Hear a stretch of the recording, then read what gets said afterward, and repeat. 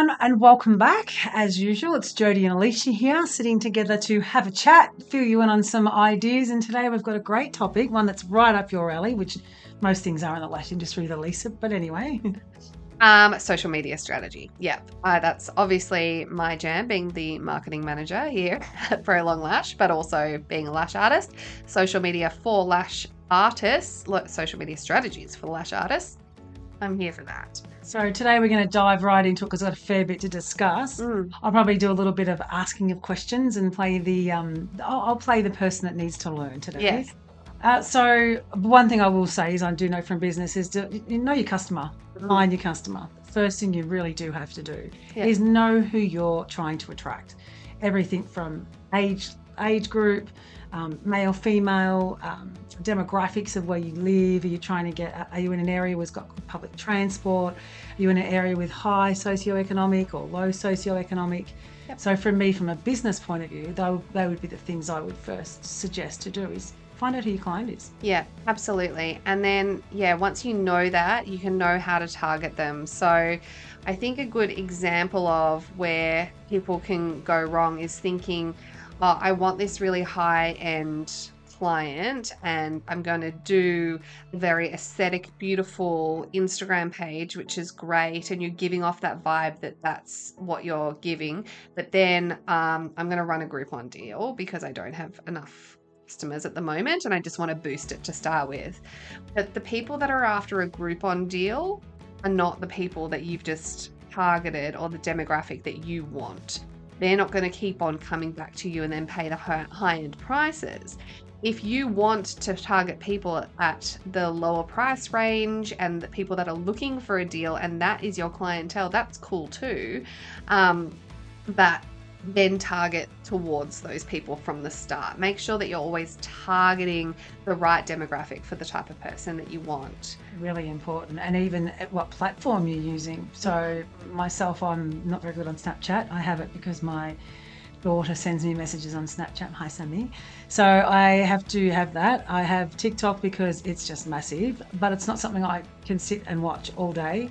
I'm a Facebook girl. Yeah. Because I'm 55 and over. I fall into that age group now. I mightn't be, I live in this local area here, but I know that when I'm targeted for things, I'm being targeted by other side of town things. So if you don't know Melbourne very well, which most of you don't, there's certain socioeconomic groups around, and 55 and over as a CEO of a company is targeted different than 55 and under, and perhaps not a CEO of a company. So I tend to get emails and advertising for that for certain my age group, for my age group, and for my employment, what I do. Yeah. So you want to think about what kind of money you want to be making and what you want to do in your business.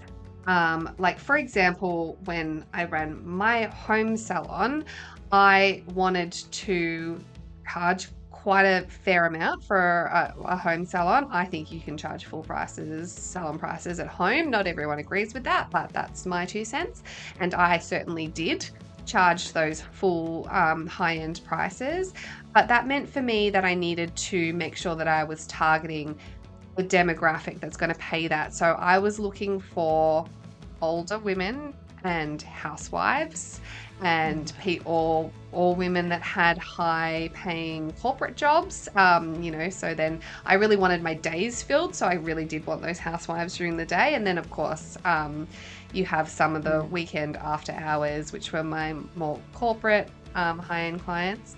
And you do need to think about that from the start. Like, are you going to go on Facebook because you're looking for that older age group, which is what I did. And also I did post box drops. So that was like on the traditional postcard. I went to houses that looked really nice, and got good clients from there. So you can really specifically target the way you market based on who you're wanting to have come through your salon doors. Pretty simple. You can keep it simple. You don't need to spend a lot of time and energy just to get, if you're starting up, you don't need to spend the time and energy on the campaigns themselves. You need to really focus on who you want to attract and then which platforms. You don't need to be on every single platform. You don't need to have the advertising, 4 or 5 times a day to these people either. Yeah. So it depends who you are targeting. TikTok might be your thing, and you might be just doing things all day, every day on TikTok. Yeah. But something like a Facebook, I would see it once, and I would be someone that would retain that and then go and say, okay, well, I've seen this ad for this girl. I'm going to go back and see her because she reached out. You can go really niche as well. So I ended up with a very niche clientele, which was all people that really, not all of my clients, but a lot of big group of my clients all loved watching The Bachelor. So this is a very specific situation, but I think you can replicate it in different ways. But I actually asked somebody who was a comedian, an Australian comedian and writer, to come in and get her lashes done with me. And I invited her and offered to do them for free in exchange for a social media post. And actually, she declined and said, no, I will actually pay you for the set. I've looked at your work. I like your work. I'm going to pay for it. And if you get traction from a post, then I'll, get refills for you for free or something like that. Oh, so good. that was cool. That was a good deal for me. And I did get a lot of traction from her. And I ended up with a very niche clientele, which was people that loved The Bachelor, because she did these recaps on The Bachelor, which were very comical. And it just sort of basically took the piss out of The Bachelor and made jokes about. Hence why I banged my head on the table. Yeah. And so she's a very funny lady, and she really helped me to attract this group of clients. But then that also meant that I had to watch The Bachelor. Like, I couldn't not watch it, and I'd be, finishing my day of work and I'm like putting The Bachelor on, and my husband would be like, oh, can we do something else? And I'm like, no, I've got it. It's like my homework. Have to be ready for tomorrow morning because this client's coming in at 9 a.m. and they're going to ask questions about, who was eliminated. So, you can get really niche. Like, maybe you love cats and you want to be around other people who loves cats. And you might share cat videos on your TikTok or something like that. You can get really niche with the way that you post and target with who you're wanting to bring in. Because you're not just advertising your service, you're advertising your personality. So it's got to come across in your posts. Everyone has such different personalities and different color ranges they like, and different, palettes. Everyone talks about that they wear certain colors all the time. That's going to come across in your posts, and that's fine. But just know that that's what you're going to attract. So what you post is what you're going to attract. And you spend hours and years with these people. So you need to mesh with them, you need to match personality types and be able to have a conversation for an hour and a half and build the relationship so you get that ongoing clientele and they keep on coming back to you. And I feel like most of my clients wanted to come back to me to talk about The Bachelor more than anything, Yeah, so it wasn't because you're a fabulous lash artist. That too. So just continuing along with that, the bachelor idea. That's a really good idea. Now you the influencers and using influencers. I'm not a big advocate for influencers, but just tell us a bit about using an influencer. Yeah, so there's a scope. There's a big scope with influencers, and it can be a really draining thing to do, but it also can be quite simple. So for me, I think at the time, Rosie, who was my Bachelor influencer, she would have probably been considered like a micro influencer at that point in time. She had her article that she, and her cult following. She had her article that she released, and then later on she was picked up by Mamma Mia, who's a really big publishing agency in Australia, and she's become quite a celebrity now. But at the time, I think I just got in at the right time that she was considered a micro influencer, and I think that that's a good choice. If you're looking to get clientele in your local area, you don't want like Kim Kardashian coming. Well, I mean, if Kim Kardashian's going to come and do her lashes at your salon, that is going to help you. I'll be real, but you don't have like $10 million to pay for her influencer post. But someone big isn't necessarily going to be more helpful to you. Say you have a mum at the local high school who has some kind of Instagram account on Mum Life or something, and maybe she has 10,000 followers. Maybe she has 20,000 followers. And a lot of the followers that she has are people in the local area, also other mums from the school. If you could get someone like that, like a micro influencer, to come in, make them the offer. I would love to do your lashes in return for a post. The worst they can say is no. You've got to put yourself out there. Yeah. And if they do it, you could get 10 clients out of that. And for a lash artist working by themselves, 10 clients, that's a big deal. That's ongoing work for a long time. And that's more word of mouth as soon as your other lash clients are walking around with your lashes on them, showing off how beautiful they look. And everyone else asking where they got them done. So I suppose what you're saying is keep your influencers relevant. Yeah, Make it's sure relevant, that you have to, relevant your to your area. Yeah, Don't just think that someone from the UK, because she's famous in the UK, is going to advertise something and it's going to work for you. Yeah, check their followers. See who their followers are. When you're considering a micro influencer, go into their follower list and see who the type of people are that are following them, and are they people that are relevant to you, because her audience is the audience you're going to get from doing this deal. Stalking. Or his. Time to stalk. Maybe you could get a male influencer and get like a really niche male lash clientele market. That would be sick. There you go. I would love that. Would you? Yeah. I've done boy lashes a couple of times and I found it really fun, but it's few and far between male clients. So you'd have to reach out and find them all. I Do some know. investigating and super snooping. It's my next business venture. There we go. Boy lash. So the actual content you post too is relevant to each platform. This is something that people really get wrong. Oh, yeah. I think a lot of people will go, I'm just going to make a post and I'm going to post it to Facebook, Instagram, and TikTok all at the same time. And I'm just going to hope for the best. And then it doesn't give them the return that they're looking for and they're confused. Okay, what do I do wrong? And it could be a good post. It could be a great post for TikTok. It might have a little bit of light, fun in it, a little bit of education, a little bit of everything that they're looking for in that first 5 seconds before they swipe it off and get something else on. But on Facebook, you have a longer audience, a longer attention span, so you don't need that instant hit in your face. Yeah. Like TikTok, if it's not hitting their face, I watch my 18-year-old, she just flicks, and I'm like, how did you know you weren't going to like that? She goes, nothing interested me about that in the first 3-4 seconds. Yeah. And it's gone. So that is a good point. So you've got to really make sure that you're doing your research. You can research like best practices for these different social media platforms. So TikTok is fast and fun and light, and word on the street is that the younger generation are using TikTok to find things more than they use Google now. So it's a young audience. It is a young audience, and you want to keep those videos just short and sharp and attention grabbing. Like within the first couple of seconds, you want to grab their attention. Yeah. The attention grabbing does go for all platforms, but you get more time as you go across the platform. So like Instagram, you have a little bit more time to grab their attention, not as much as you do on Facebook, but you can make those videos a little bit longer. You might have like a 30 to 60 second video that you might want to make.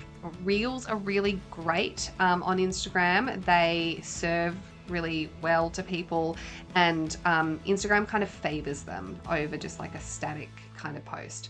So that's a really good option for Instagram, doing reels and making them a little bit longer, and especially if you're wanting to do something educational, and you're probably aiming for that more of a middle age audience, maybe those 30 plus to around 50. And then Facebook, you have the time, like the videos on there can be a lot longer. Again, you still need to get their attention right at the beginning. People do stay on videos longer than they do on Facebook or posts.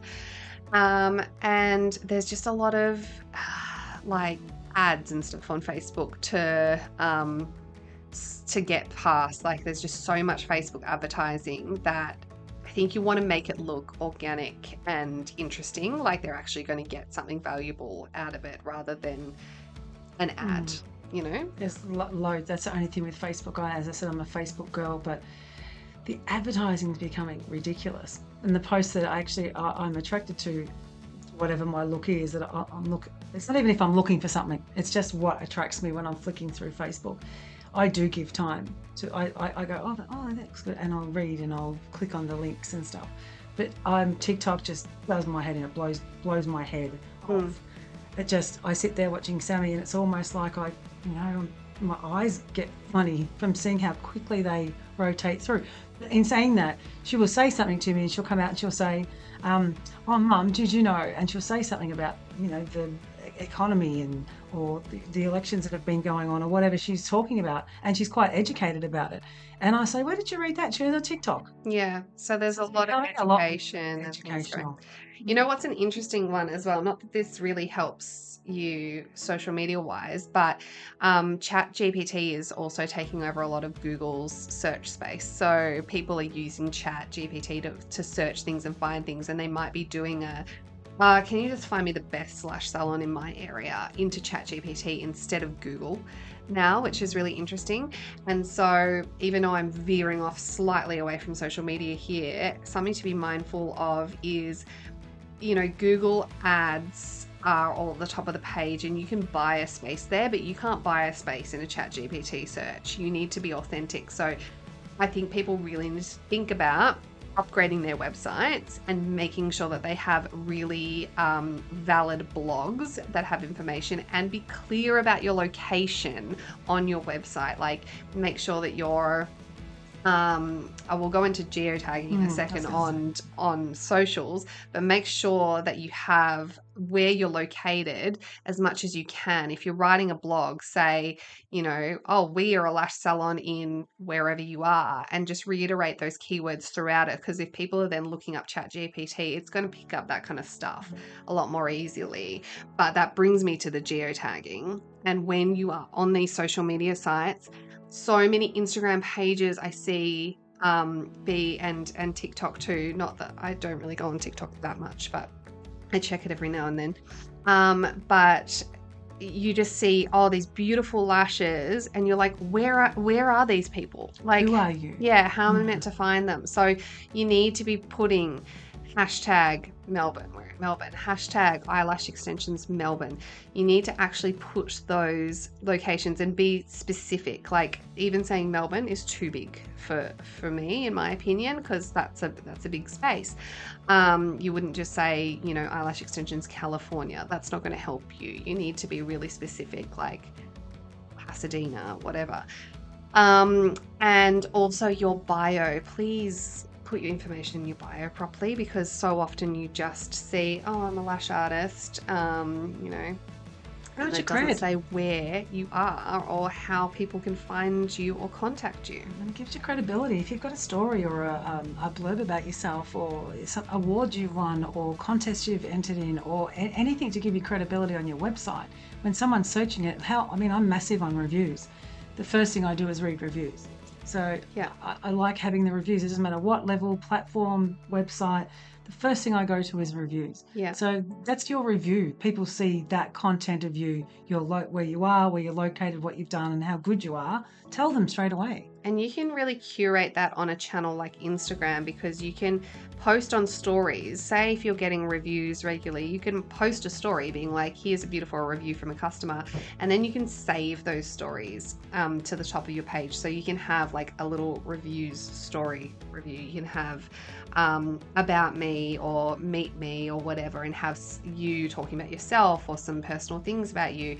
And you can actually save those and make it really accessible for people to find out about you and find the information that they're looking for on a channel that's really wasn't meant for this. Instagram, for example, was really started as like a aesthetic, beautiful, like photo sharing app. It wasn't really made for like a find my business style search engine. So you need to make it easy to find you. Like, Instagram is not going to do that for you.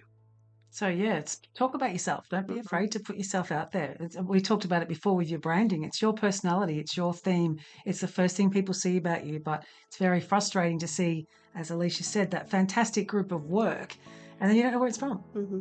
Or you see something online, you go, well, where can I buy it? Yeah. how do I get it? Mhm. So be specific and talk about yourself. Be proud of what you do and reflect that in your advertising. There's nothing better than a confident post. I know that sounds ridiculous, but when I look at posts, I look for the confidence behind the message. So when I look at the post, I just go, oh, that girl's really, she's got herself out there. I'm going to be confident going to her to see her, whatever it is. So be confident. So one thing that really gets me annoyed is when you comment on something or when you ask a question or you send a message or when on any platform and nobody gets back to you. Mm. You know, it's imperative that you engage with your customers and with your audience, even if they're not even customers yet and they are a potential customer. Our customer service here is so important to myself and the team that run the customer service that whenever Alicia says, got a girl come through on socials and she said that no one's speaking to her on info at, I take it really personally. Like I take it really personally that that person hasn't been contacted and connected with. So I personally contact and connect that person. And I love that and I love speaking to everyone anyway, but engage your audience. It's so nice for them just to get, oh, hi Jodie, how you going? I met you at the Lash conference the other day. I didn't think you'd answer this. Oh, fantastic, thanks. You know, it'll be about shipping or concentrate didn't arrive, which is not always our problem, but we fix it. Yeah. So it's not only good for your customer service, but it's good if people see that you're engaging. So if someone makes a comment on your photo, even if it's like, oh, beautiful for your lashes, and then you say, thank you so much, like responding to each thing, people will see that you respond and then they'll be more likely to comment. The more comments you get, the more the algorithm likes your posts, the more you're going to get served to people. Like it's only beneficial for you to do these things and be engaging and, you know, replying to things. You can engage with people as well. Like if you know, oh, this coffee shop down the road from me, they've got a good social media following, you can be commenting on their posts. You don't know what's going to come of that. People who then look up the coffee shop may also get served ads for your business as well, because you become affiliated with them by probably having a back and forth with that business, you know. So you want to make the most of people's engagement with you, and you can have fun too. Like maybe you do a live. Maybe you say at 4 p.m. today, I've got a cancellation. You just pop on your post and your stories. Hey guys, I'm gonna have a live later today. If you have any questions for me, if you want to learn anything about lashes or what I do, and get on their live. Even if only one person comes to it, even if no one comes to it, you can just have some questions ready. You can be telling some people some FAQs about your business. And if people do come to it, even better. Like you're just going to be better in the mind of Instagram. Like Instagram will value you more highly if you engage with the platform. Algorithms. Yeah, just algorithms. Everything is what goes on behind the scenes. Yeah. I don't think it's just because you've got a pretty green post with lovely pussycats on it. It's how many people interact, how many people follow, how much you're educating. I mean, it's very important in social media, not just always to be fun. The educational side of thing is what is picked up as well. Yeah. So people are learning from social media. Oh yeah. They are on there to shop. They're on there to be educated as well as be entertained. So finding the mix of adding all those things together. I mean, we don't particularly use TikTok as a selling space. We use it as our fun side of our brand. So most of the advertising we do is quite, it's on brand. It's professional and it's elegant and it's attracting a certain look on our sites that reflects us. When we're at our lash conferences, our stand reflects us. So our stand's like one of our Facebook or our Instagram posts. But TikTok was a little bit more of a fun side, you know, doing stupid things in the warehouse, getting captured with that real human side to it. So it's well, like Alicia said before, be very careful that you don't get stuck in a mold of doing one post, leave it, post it and leave it, and then, one, not interact with it, two, think that's going to work on all platforms. I mean, have your budgets. It's really important to work with budgets with your social media as well. We haven't really touched on the budgets. So yeah, if you start actually boosting posts and doing paid advertising, yeah, that's a whole different beast. It's a whole different beast. So it's not organic. But if you have some money put aside for marketing, do your research where it's going to be best best used and utilized for your clients that you're trying to reach. So it's no use putting all your money into Facebook and then saying you want the 25 to 30-year-old demographic, or whatever. And you use your organic posts to determine that too. So if you are on multiple platforms, you're going to know what platform performs best for you, where do you get your most interactions, and what posts perform best. So you can start off simple. If you've got a post that has performed really well, and it's a really informative, helpful post that people can see where you are and know about your business, and it's gotten a lot of likes or comments, that you can just like boost that post and just try paying for one paid advertising post. But yeah, you use your organics to determine where you should put money into. Yeah, and then monitor that. Monitor your return on investment. Don't just leave it there. Continually watch if it's boosted that, if it has given you more interaction with people. So I was going to say something. I heard a complete blank. It'll come back to me later. But yeah, it's really important to know your audience, as we've discussed. Know where to spend the money if you're going to spend the money, and you use generated content. That's what I was going to say. Make sure that if someone says, "Hey, I went to Alicia's Lashes today. She did this fabulous job," and she posted it, retag it. Make sure you ask for permission. Just get in contact with them, and we've never had anyone say no to us. No, we always ask people if we're going to post it on our page, but just for reposting, if they've tagged us and reposted, that's fair game. Like, they've tagged us, so we just repost on our stories or whatever. But yeah, if they've maybe shown using our product and we want to post it on our wall or something a bit more permanent, then we just ask them, can we have the raw footage, because it's higher quality than us trying to take it off Insta and then reuse it. So and everyone says yes, because why not? Why wouldn't you want to have your posts sort of in the spotlight? Collaborate with people that you get your friends that have come in, or your clients that have come in, get them to actually do content for you natural at home, not with you, and then just repost it. Yep. Be very clever about it. And our collaborations are most of our posts, aren't they? Everyone diluting our product and using aftercare, using that process, and how to do it. Like, it teaches people reposting, or people using us using a salon's content, and they're diluting it, showing you how to make your own brand. We just repost that. People can see it's just not us saying it. They can see it's a genuine repost of someone that's actually doing something with that dilution process and explaining it, not us selling it, but them saying, how good is this? So much more value in someone else saying that your product is great or your service is great, compared to you saying it. Don't be scared to get reviews and get footage, and ask them to post, and make sure your tags on everything. Make sure that you're giving them all your socials as they leave your salon. It's all got to be on your aftercare kits, and it's all got to be in your educational spiel at the end. So the other thing is thinking about when you're posting as well. So you do want to be consistent. You don't want to go weeks and weeks where you haven't posted anything. Make sure that you get yourself a little back catalogue when you're feeling up to doing a bit of social media work, because sometimes we all get tired, we get busy, we get drained. Who can be bothered going on and posting today? Make sure when you're in the mood to create some content, create a little bit of extra, just so that you have that in your back pocket for times that you are feeling like you just can't be bothered with it, because you don't want to have weeks and weeks where you haven't posted anything. It's inconsistent, and it's not helpful for the algorithm. It's not going to keep you at the top of people's news feeds and things like that. So make sure that you are consistent with it, but also be mindful. If you have a business account, you're going to have some great analytics tools that you can look into to see when people are active on your account. So see when the most popular times to post are.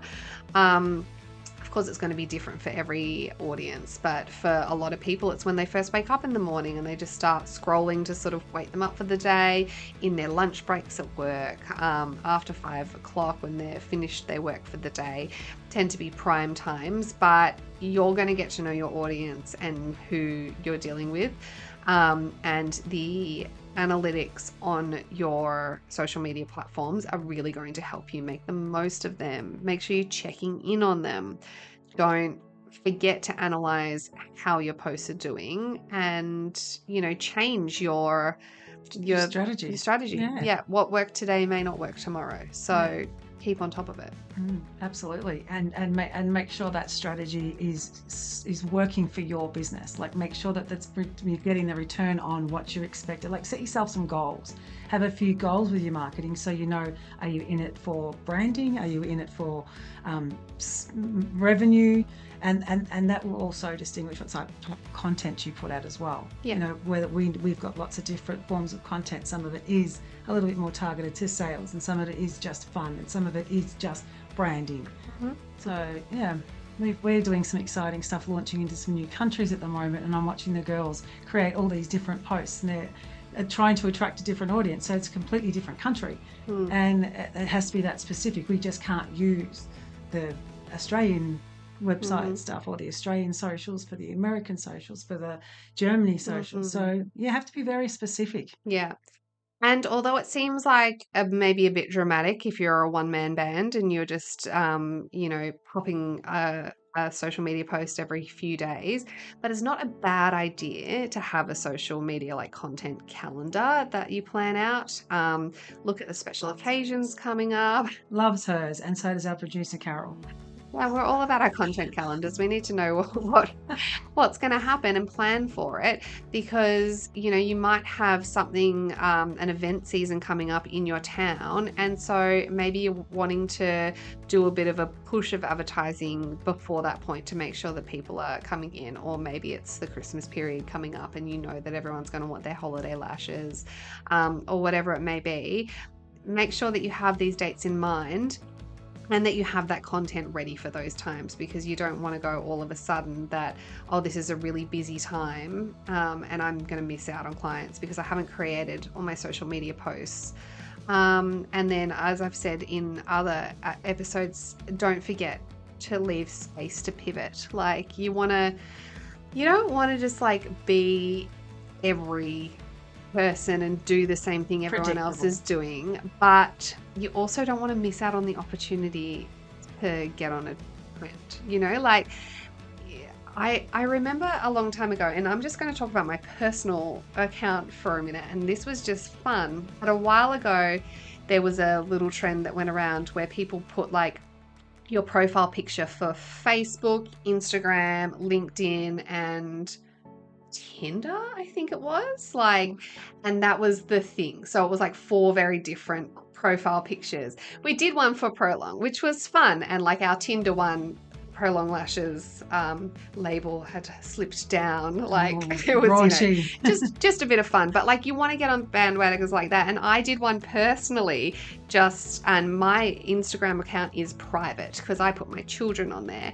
And I did one personally, so it's just my friends, and I only have Instagram or people on Instagram that I consider my good close friends. So I did one of my daughter when she was little, and it was honestly one of my most interacted with posts from my friends. Like, everyone was commenting and saying, oh, this is so funny and we love this and things like that. And even though everyone's out there doing it, and it can get a bit boring once you've seen it from every different account, yours might be the funniest one, the funniest version of it, or it might resonate with your audience more than all the other ones they've seen. So don't also shy away from doing an on-trend post because you feel like, oh, everyone's doing this, and you might want to jump on there and make the most of it because it can get you some good interaction. Yeah, and make sure too, something else we've found, that content that you can store up. So we go to lash conferences, and we've been to a few this year, Alicia and I, and when we're there, we interact the whole time. So if you're at a lash conference or you're at an event, take some video footage while you're there. Take heaps and heaps of content of the day, because throughout the year you can utilize that. You can go back and say, oh, today I guess we come into my salon today, or forgot to tell you guys a few months ago I was at this place and I met this girl and now she's just doing this. Like, don't be shy when you're out at those conferences or events to talk to everyone. Talk to whoever you can talk to, video whoever you can talk to, take selfies, because it's just a huge amount of interesting content that's just not about your store or your services or your products, which are all important, extremely important, but it's about your personality, where you've been, how you interact with the community. People want to see that. people want to see a lot more of that. We're finding with Prolong, I know the posts of Prolong that I like to watch. I know when I watch our socials, I know which ones I like and which ones don't interest me and which ones do. And it's not because they're not good or they're great posts. It's just I know what interests me. So you can never just keep the one line of posting either. You've got to keep it open and interactive and have people in your posts and energy and life and fun things, and that's what yeah, for me it's all about the engagement. It's all about, if I was watching, we have a lot of resellers of partners around the world. Hello to you all. And they post stuff with us from 12 months ago. And they're like, it was 12 months since we've seen Jodie and Alicia over at LashCon and the team, and last year they did this, and we can't wait to see them again. I mean, that's just interesting content, not because it's about us. It's a human story that someone's out there saying, we miss you, we can't wait to see you, and you'll go, oh. And so put stuff up and have storage of events. Anytime you're doing something, training courses, you attend something, make sure you get photos of the event you're attending, make sure you get clear videos of what you're learning about, and tell us about it. Put it on your posts. The world is your oyster. Content is content. You can just make anything content, basically. Yes, absolutely. So that's a wrap on today. Social media is such a powerful tool, but be careful. Treat it with respect, and it will treat you with respect back. Yeah, if you're not seeing traction, something is wrong. Like, you need to pivot and reassess your strategy, or maybe make a strategy if you don't have one. And we love to give tips on marketing and help, so we have a lot of other YouTube videos that you can jump on and check out, that are all related to social media, to marketing, things like that, things going to help boost your business. So please, you make the most of this free education and jump onto those other all the YouTube resources videos as well. The resources we've got, and we're very happy to meet with you. We can set up times to speak to you if you really need more questions about social media. We don't have all the time in the world, and Alicia's going to kill me after saying that, but in the quieter periods when you're looking for things to do, and it is quieter in your business, in January it's a known quieter month, in February, start working on your social media. If you need a hand, reach out. Go to our website. If you become a Prolong Lash partner, you do get access to this kind of special treatment. Like, I have actually done whole marketing plans with resellers before, created full-scale marketing and project plans for their content, new ways to launch Prolong Lash into their businesses and things like that. So when you are part of the Prolong Lash Partner Program, you get these perks that we are very hands-on with our resellers and how we can help them. Absolutely. So, yeah.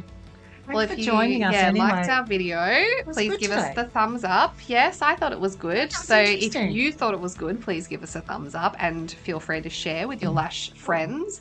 And jump on our socials and check out what we're doing, and have a look at how our Instagram is a very different feel to our TikTok and things like that. And then we've got our YouTube channel, which is extremely educational. Like, you can have a look and see how much we vary our content from platform to platform, and get yourself some inspiration. And of course, jump onto our website to buy some Prolong Lash, because then we can keep sharing amazing information with you and help grow your business. And we have a podcast too. We do. Yes, we have a podcast called the Aussie Lash Wives. So we, as a company, are putting ourselves across all platforms to try and reach out to you and educate you and become your friends. Yeah.